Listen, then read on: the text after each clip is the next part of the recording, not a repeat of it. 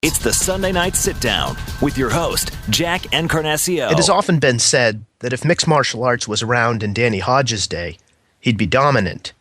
Here's another way to look at it. If anyone came along today with Danny Hodge's gifts, skills, and aptitude, he'd also be dominant. 6 decades since he dominated the collegiate wrestling mats, the proud native of Perry, Oklahoma, still inspires awe. In winning 3 NCAA national wrestling titles at the University of Oklahoma, Hodge was never taken down. Not once in his entire collegiate career. No one else has done that. He pinned all of his finals opponents en route to those titles. The Hodge Trophy, amateur wrestling's Heisman, is named after him. He went on to win a silver medal in the 1956 Olympics. He was 1 fluke point away from gold. Then, Mr. Hodge started knocking people out. In 1956, he won the Golden Gloves title at heavyweight and went 18-0 as an amateur boxer, notching 12 KOs. He then went on to a successful near 20-year career in pro wrestling, back when that was the prime option for an elite wrestler looking to make good money. Today, in the wake of so many successful amateur wrestlers finding success in mixed martial arts, we're becoming accustomed to the Danny Hodges of the world being scouted by MMA promoters, fans, and media, from the collegiate mat all the way to the bright lights of pay-per-view. Still today, in Perry, Oklahoma, as chairman of that state's boxing and MMA commission, Danny Hodge oversees those wrestlers as they take advantage of an opportunity he never quite had. Joining us today on the Sherdog Radio Network Sunday Sit Down to talk about that journey is the man himself, one of the most legendary wrestlers in American history, Mr. Danny Hodge. Thank you, sir, for taking the time tonight. You're welcome, Jack. Danny, one of the things you're most known for and renowned for is your ability, and I want to start with this because it's something, to crush an apple with your bare hand, to fully juice it, to turn it into applesauce. Do you remember the first time you did that? Yes. Can you tell me a little bit about that? Well, earlier I was didn't have a home. Our home burned down. My mother burnt very bad, and I was moved from aunt to uncle to granddad and didn't never fit in, and I started wrestling for Perry, and they got me a bed up at our home burned down. My mother burnt very bad, 52 blood transfusions. I don't know how many skin grafts, and it got me a little cot between the big beds at the fire station, and I had to dust the fire trucks before I went to school every morning. And then after I got out of athletics, and I worked at the filling station, the Conoco, down on the southwest corner of the square, till 10 o'clock every night. So, you know, what a pleasure it was for me to wrestle for Perry. And so the night, I got off at 10 o'clock at night, and the night worker, a friend of mine, Doyle, handed me a pair of pliers to do something, and I said, I can break them, and I squeezed them and broke them. And he laid them on Mr. Cochran's desk, and the next morning when he came down, and he said, who broke my pliers? And Dale said, well, Danny broke them. He said, he can't break them, so I broke another pair, and they cut my hand.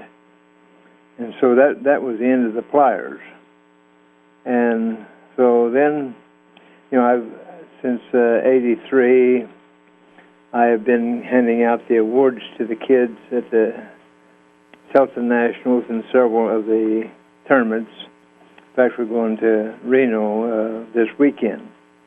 And I show the kids holds, and they bring apples. And I don't want to just stress how strong I am, but you know, I climbed a lot of trees, and I chopped a lot of wood, and I shucked a lot of corn, and I picked a lot of cotton when I was small, and I had to work, and so it's a God's gift.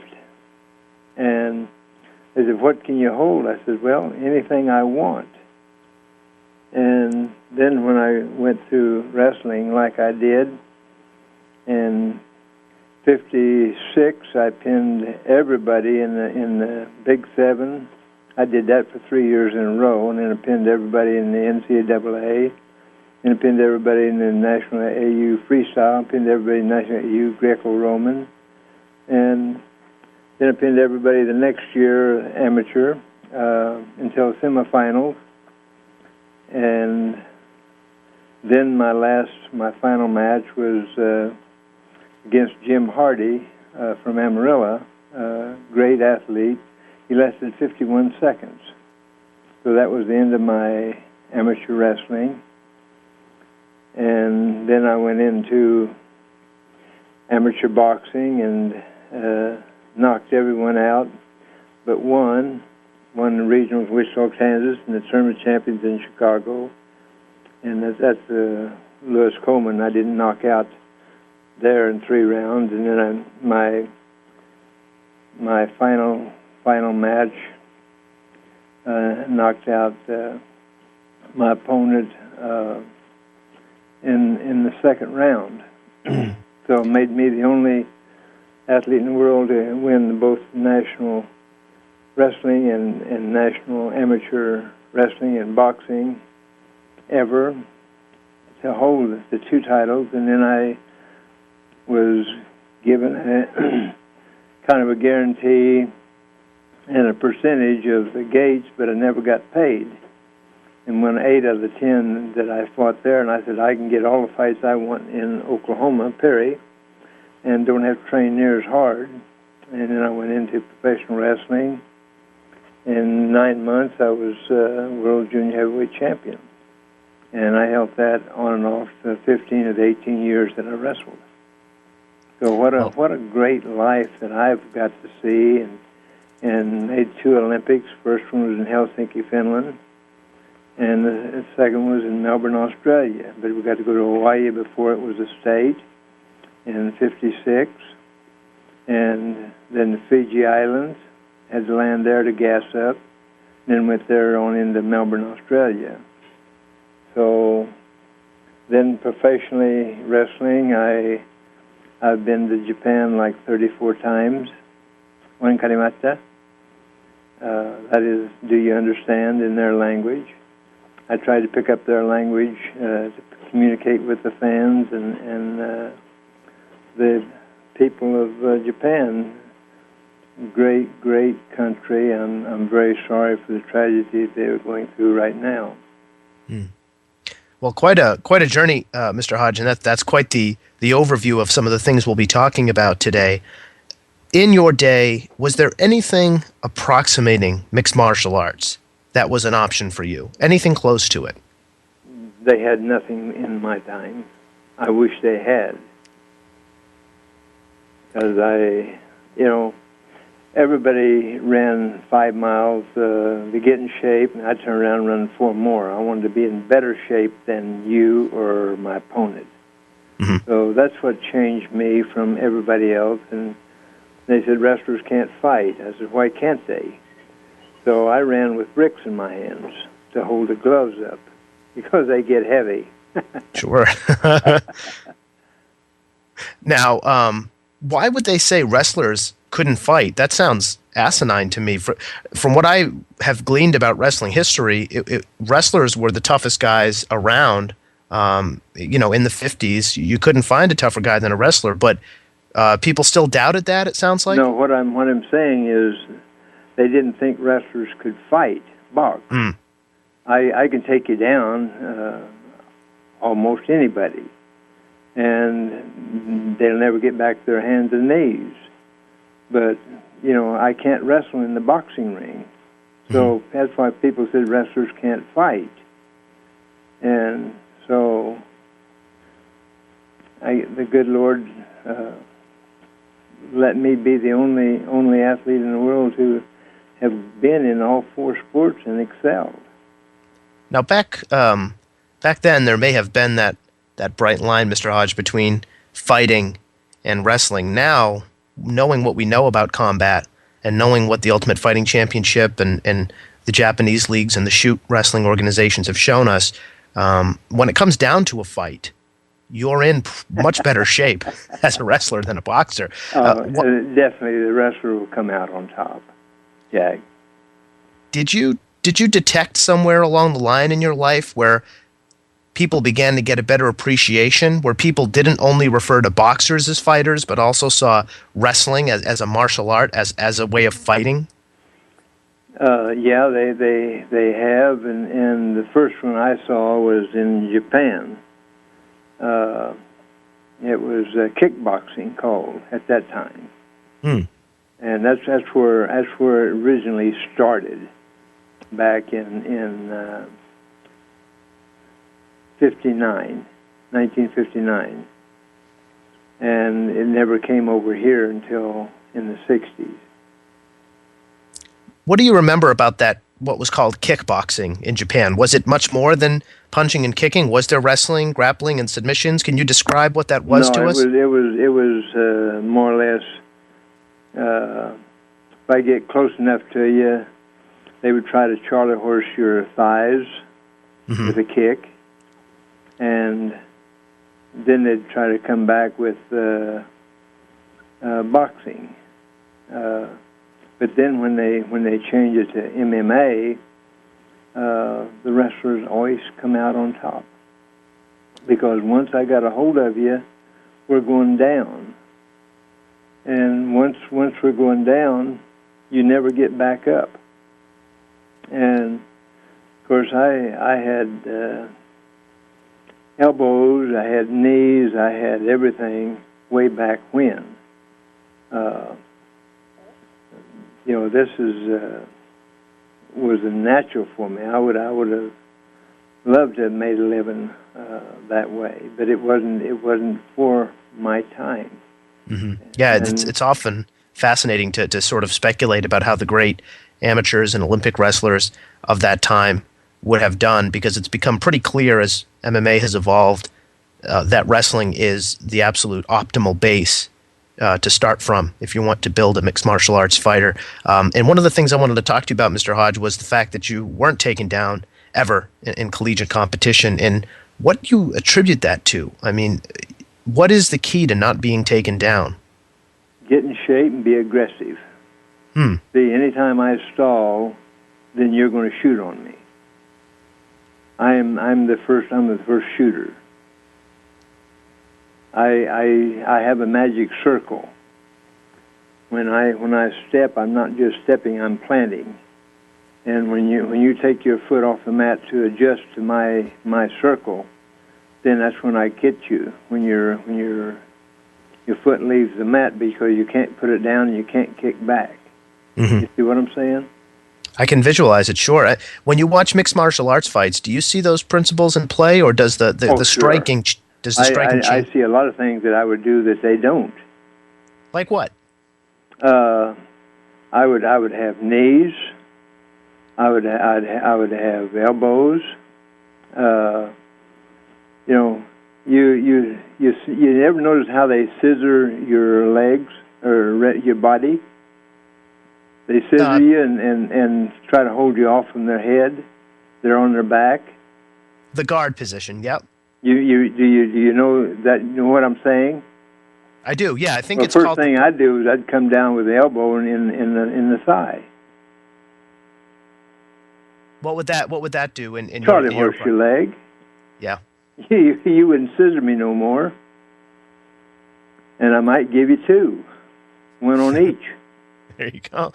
Well, that is something that we see, Mr. Hodge, some guys implement. There are a lot of proponents of working at the thighs when you have what you call the scissor position. Some call it the guard position in jiu-jitsu. Yes.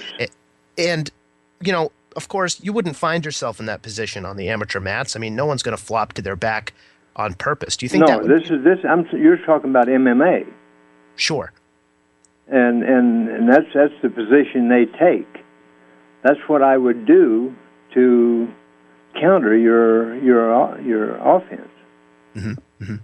And I can promise you, you'd probably never put another scissor on me. But the match is not going to go much further, because you're not even getting up after the first lick. We've seen a lot of wrestlers. I mean, almost from the very beginning, collegiate champions, guys that have made it to the Olympics. Try in mixed martial arts in the very beginning, in the early stages, your early 90s, when Hoist Gracie was catching guys like Dan Severn in triangle chokes. Yes. And they had that approach. Do you remember that fight? Was that instructive at all to you to say maybe there's more to it than just grinding away as a wrestler, that maybe there's something to the submissions? Oh, it is. If, like I said, if I just reach down my right hand and grab your left hand, when I usually I'll leave my left arm up and you'll go behind me. When you do, your hand turns and I grab around your wrist and back in my arm, and I can break your wrist before you tap out, or if you don't tap out, it's broke right there. Just standing. The wrist lock is something that wrestling fans are quite familiar with. Pro wrestling fans, in particular, the old phrase, he doesn't know a wristwatch from a wrist lock. But we don't see wrist locks in mixed martial arts very much, at all even. Was that a popular... No, this is not really a wrist lock. This is grabbing my thumb on the back of your little finger is on the palm of my hand, mm-hmm. and where each palm. Then I just push your hand down, and your arm turns. When I go around it, and I hook my wrist, and I pull your hand back up towards my hand. It'll break your wrist if you don't tap out. Mm-hmm. Mm-hmm. But it goes back further. Ed Strangler Lewis had Yes. a headlock. People gave up. Well, guess what? I put a headlock on, and it's the way you grab your hands again. It's another lock. But there's so much more to it than just the little things. Well, talk to us, if you could, Mr. Hodge, about Ed Strangler Lewis. For those who might not know, Ed Strangler Lewis is widely considered one of the legitimate toughest pro wrestlers of all time. In the 1920s, he was really the key star in America in pro wrestling, and instructed so many pro wrestlers that came after him in the art of what was called hooking, which is short for what we may know today as submission wrestling. Talk to us a little bit about what Ed Strangler Lewis... The shooter. Right, the shooter. These terms aren't well known to people who don't also follow pro wrestling and are exclusively MMA fans. I'm trying to bridge that gap a bit. Talk to us about what the shooter was and what Ed Strangler Lewis taught you. Well, Ed Strangler Lewis, he showed me the headlock. That's what he was famous for. And he'd travel like from Oklahoma to California. It'd be like almost a week of a train, and he had two wooden pieces with 6 Rolls-Royce lifter springs in the middle of the blocks of the wood, like the head. Mm-hmm. And he would squeeze this all the way out to California and all the way back. You see what I'm saying? Right, he'd constantly be working that. Oh, that yeah, headlock. that's his workout while he's traveling. And when I went to his house over 2020 South Cincinnati in Tulsa, Oklahoma, I walked in and I saw this up on his mantle. And he put his hand on my shoulder and he said, "You'd like to have it, wouldn't you, son?" I said, "Yes, sir." He said, "Well, I'll give it to the first man that closes it." So he got it down and handed it to me, and as I was squeezing it, it slipped in my shirt. So I took my shirt off, and I squeezed it shut. He said, "My boy, it's yours." So I traveled with that wooden head in the 60s for 5 years. I went to Japan. The sumos tried to bear hug it, squeeze it, stand on it, bend it. And then they'd throw it up to me, and I would shut it. And they'd look at me. Why can he do it and I can't?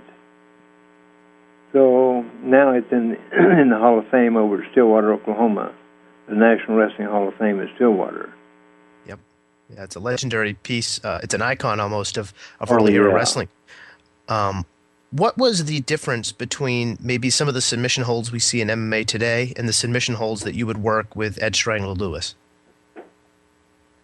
They're a little more technical today than they was in his time. How so? but conditioning is probably one of the greatest things that you can have in any sport. And Ed Strug Lewis wrestled 5 hours and 30 minutes one night, and they called time, because they was afraid somebody would die of a heart attack. Mm-hmm. But that's why when I stepped in the ring, I was in shape for our fans. And when they saw me, I wanted them to see the best. And that was my attitude, and I was a world champion, and I was very proud of it. And like I said, whatever country I went in, from Hawaii, Japan, I didn't get to go down into Australia, where I was in '56 for the Olympics. But I wanted the fans to see the best, and like I said, I've had 2 or 3 people try to squeeze it and break a rib. Yeah. So, yeah. There's more to it than just squeezing. It's a testamental. The sumos couldn't do it. That's a compelling image to think about. And they look at me. Why me? But they didn't know the determination and the conditioning that I brought with it. Well, you mentioned the Olympics. You mentioned Australia, Mr. Hodge. In 1956, 174 pounds, you wrestled for the United States. And in the gold medal match to a Bulgarian, in the last 2 seconds, something went a little fishy. I wonder if you could revisit that for us, the 1956 Olympics. That was the semifinal. Oh, okay. Excuse me.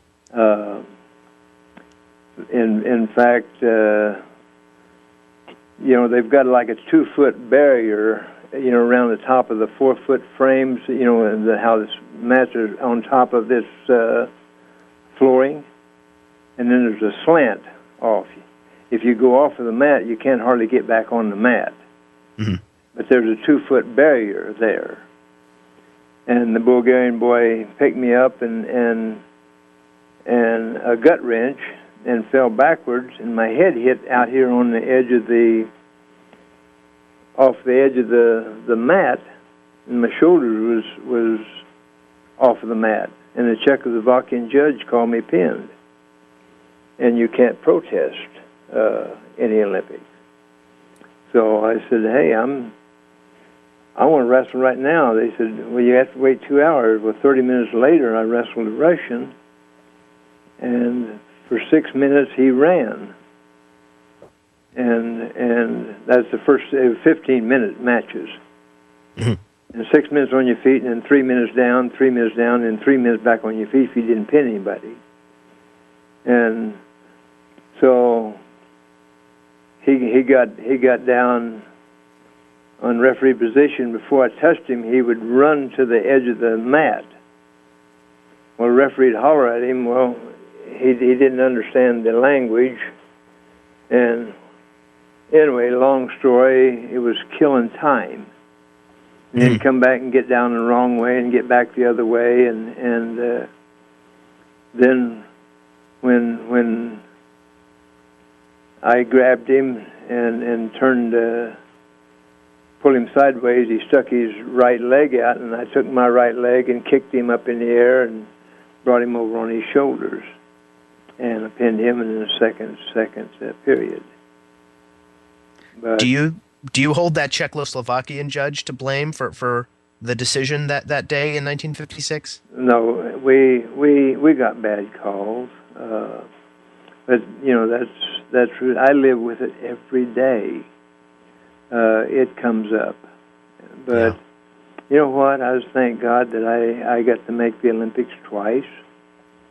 In '56, I made it both freestyle and Greco. And I let a young man from Boston, I wrestled in all the national AAU tournaments, Jim Peckham. Great friend of mine. I liked him. But he was a good athlete. So I gave him the Greco-Roman spot on the Olympic team, so he could go to Australia. But I liked him that well. Mm-hmm. Mm-hmm. So I figured if I got hurt, I wouldn't be able to wrestle the Greco.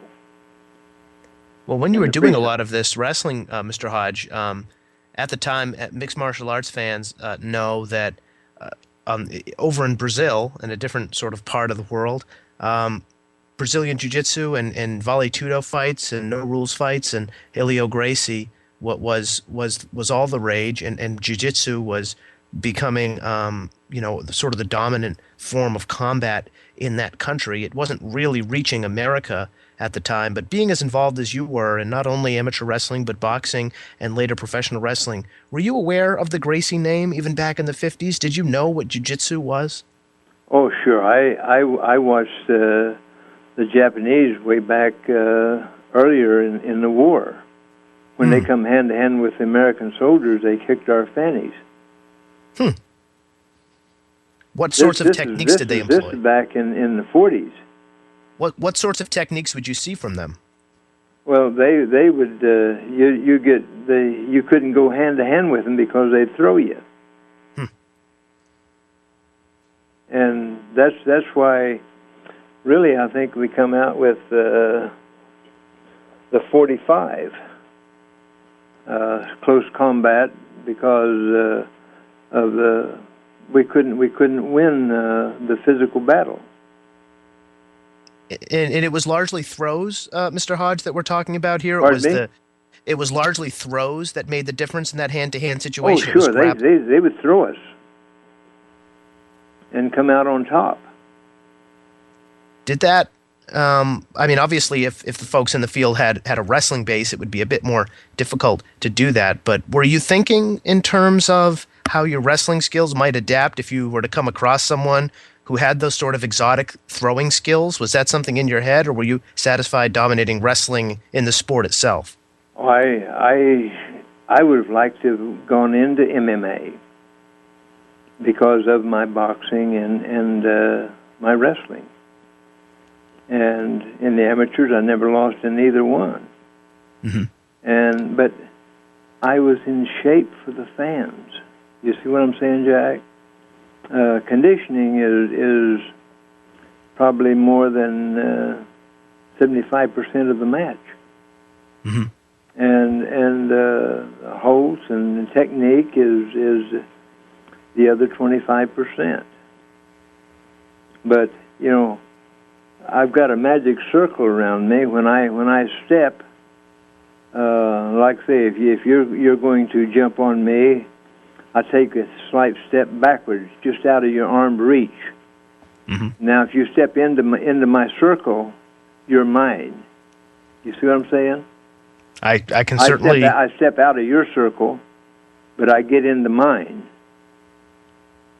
If you come into my circle, where I can reach you. Right.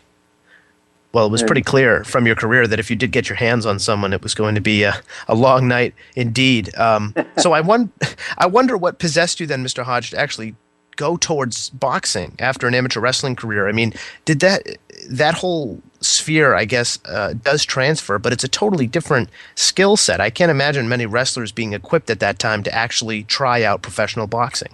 Well, it was amateur first. Mm-hmm. It was amateur wrestling, then amateur boxing. And when they said wrestlers couldn't fight, why can't we? And like I said, I ran with bricks in my hands, throwing out there so I could keep my arms up. Mm-hmm. And that's what changed me, and that's why I got to meet Sugar Ray Robinson. I trained in his gym up in New York, 128th and Broadway. Mm-hmm. And George Gainford, he said, Dan, he says, when you throw punches, you throw two or three. So the one that knocks them out is the one they don't see. So that's what started me with combinations. And like I say, in shape, but I've had there. I got to be a have dinner with Jack Dempsey in his restaurant in New York. I got to be with Sugar Ray Leonard. I got one of his gloves autographs here at my home. I got to see him fight when he beat Duran down in New Orleans. I was his guest. So, with the amateur boxing, when they said that wrestlers couldn't fight, why can't we? That's why I ran with the bricks and trained with the heavy throws out there on my running. Well, hearing you work your boxing, and sort of getting instructed in the value of combination punching, it's remarkable because it may have been 60 some odd years ago, but it's precisely the transition we see NCAA champions, Olympic wrestlers make now into MMA. They have to start from scratch as great wrestlers that have to learn to strike. Was that a tough adjustment back then without much precedent for it? Oh, sure. I didn't even skip rope in those days. I just ran. Mm-hmm. But you have to. I could start switching the ropes, double jump, but it was all new technique for me, and I would hit the heavy bag for like 3 hours. I wanted to be in shape for the fans. When I got there at the ring, I had a little smile, but that was for the fans and for my opponent, that I was in shape. And when they said, go to your corner, they put them gloves on, you come out, it was either you or me. And I'd rather it be me. Now, would the instinct ever strike you, Mr. Hodge, to shoot for a takedown in a boxing match if you got your bell rung real good? Would you like to switch it up? Did that occur to you? No, I got stung a couple times. But I knew that I was stinging you too. And, a lot of people, when they go out for boxing, they start headhunting. You understand what I'm saying? Sure, yeah, looking for the knockout. I'm just looking for a chin. Yes. But you know what? I look for the body. Kill the body and the head dies. No question. Yeah, tried and true boxing. I threw punches that your air is gone. You see what I'm saying? Mm-hmm. And I would throw 6 inches past of where I was shooting for. I may not hit exactly where I want to, but when I hit your arms, they're going to be bruised. They're going down. And then that's what I fought to win for the fans and me.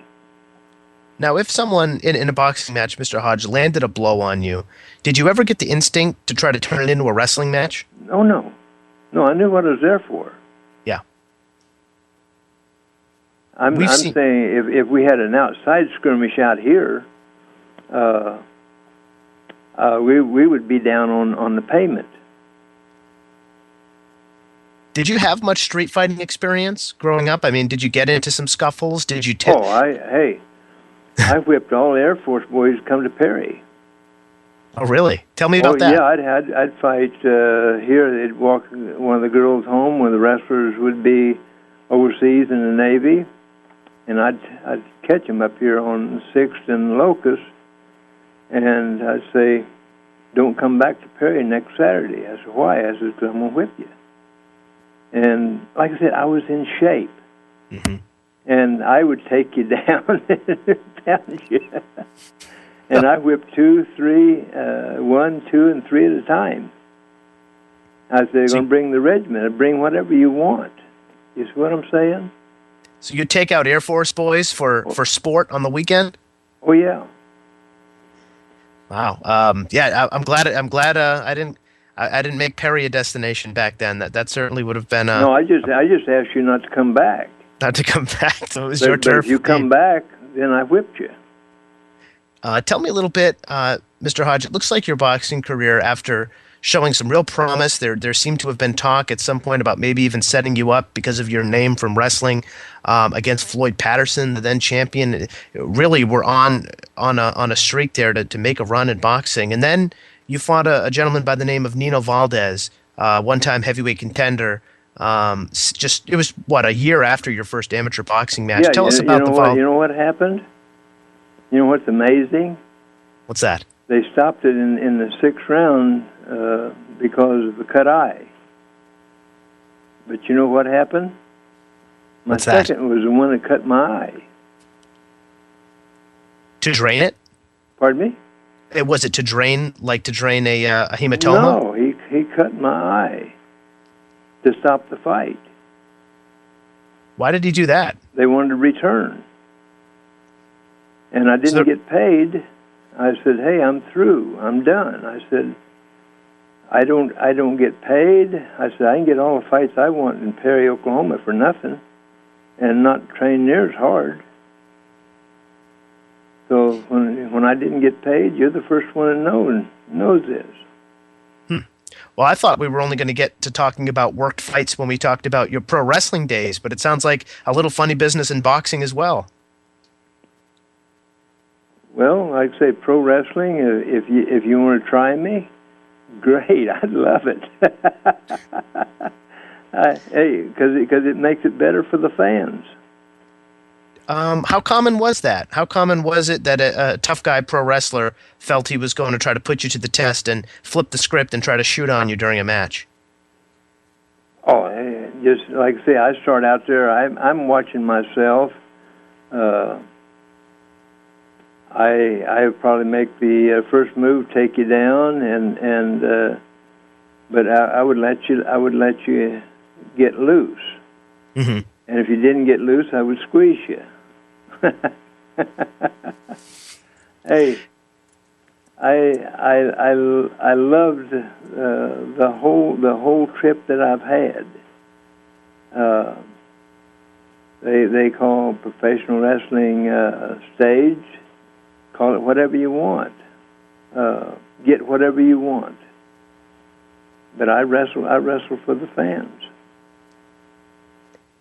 Now, there's a story from your pro wrestling career, Mr. Hodge, regarding Angelo Savoldi. I've read some bits of it, and I'm not entirely sure what to make of it. I believe it was shortly after you started your pro wrestling career, and there was a moment. Was it an angle? Was it a put-on? Was it a storyline where your father actually got involved? Tell us about that.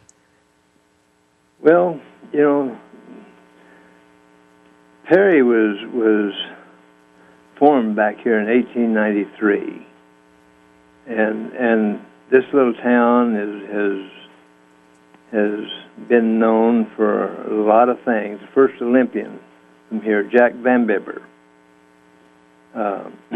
And back in my time, if you told my dad he was going to do something to him, next time he saw you, he's going to swat you. And that's the kind of life of my family. From back in the old days. Mm-hmm. If you said that you was going to whip me, next time I see you, you're going to have to prove it. And like I said, I was very fortunate to be in conditioning. Thank God for wrestling. But I also know that God has had a lot to do with my life. Sure. And I couldn't have done any of these things. Why did He choose me to be the only athlete in the world who have gone through wrestling and boxing and never losing in either one, and also being in all four sports?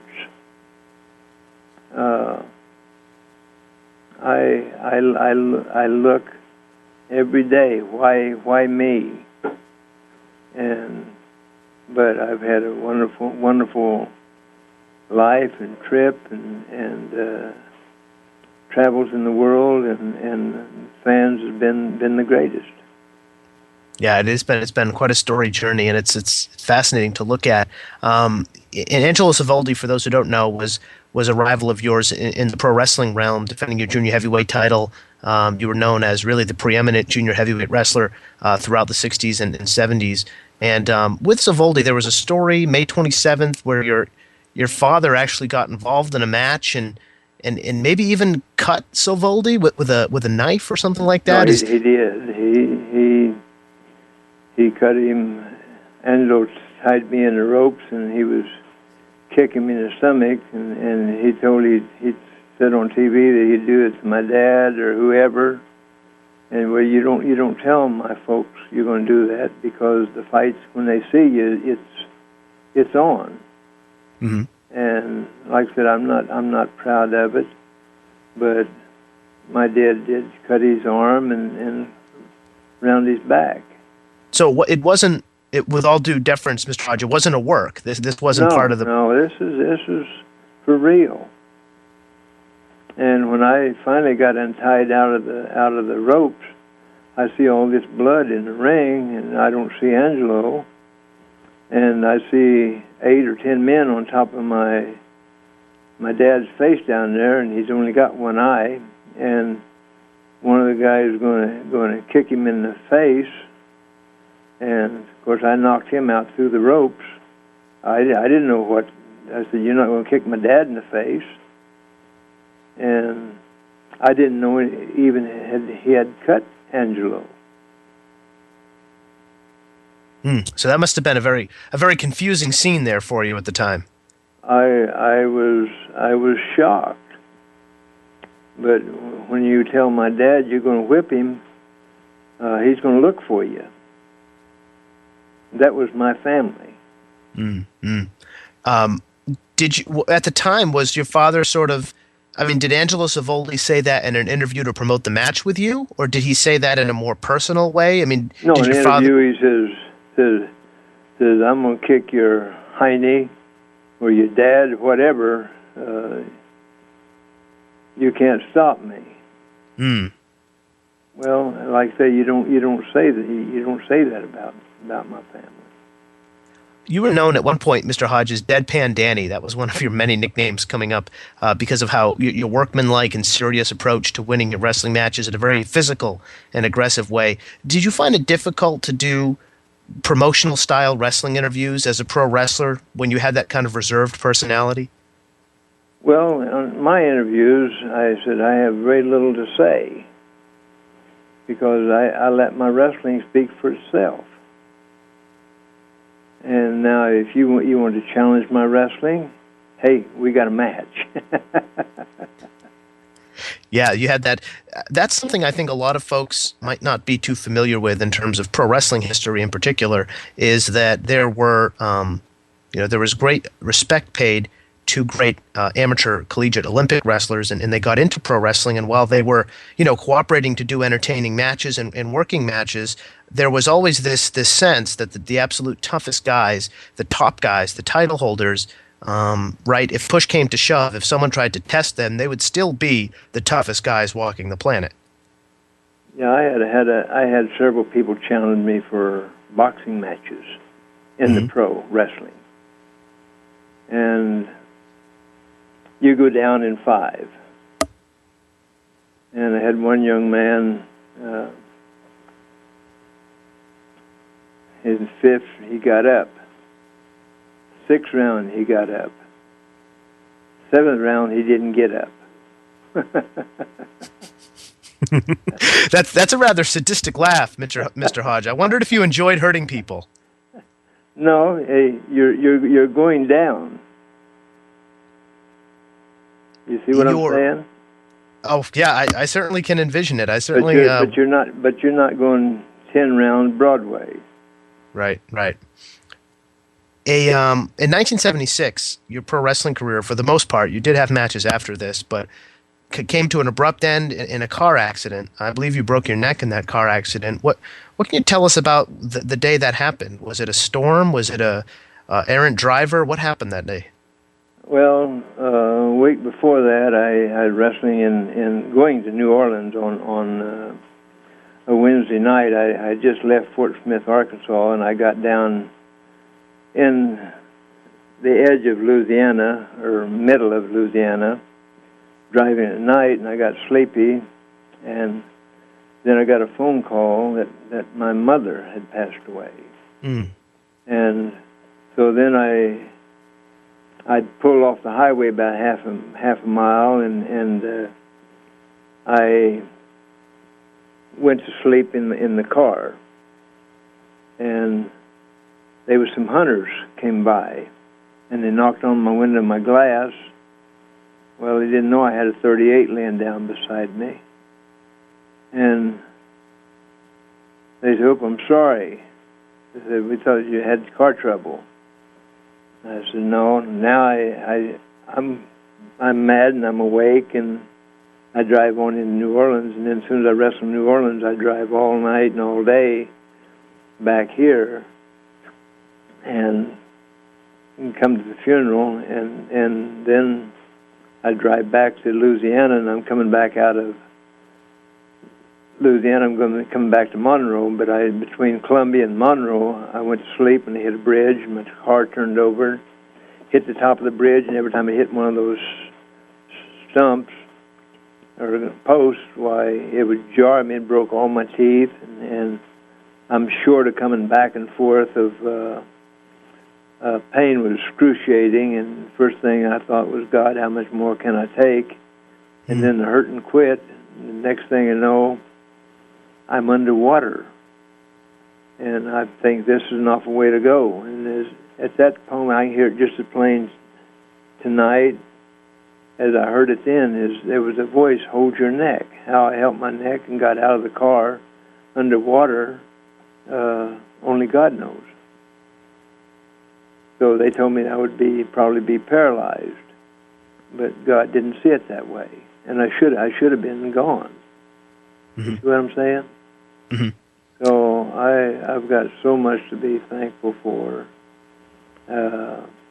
and thank the fans for what they've done for me. Sure, and that goes out. I think it comes across pretty clear that you are gracious despite your rather impressive physical gifts. I mean, did you feel like being such a legitimate tough guy, such a great collegiate Olympic wrestler, and a damn good boxer, that you were trading anything off to become a showman pro wrestler? Was that a tough thing for you to get into for that reason? No, for my showmanship, I showed them what I could do, wrestle. Mm-hmm.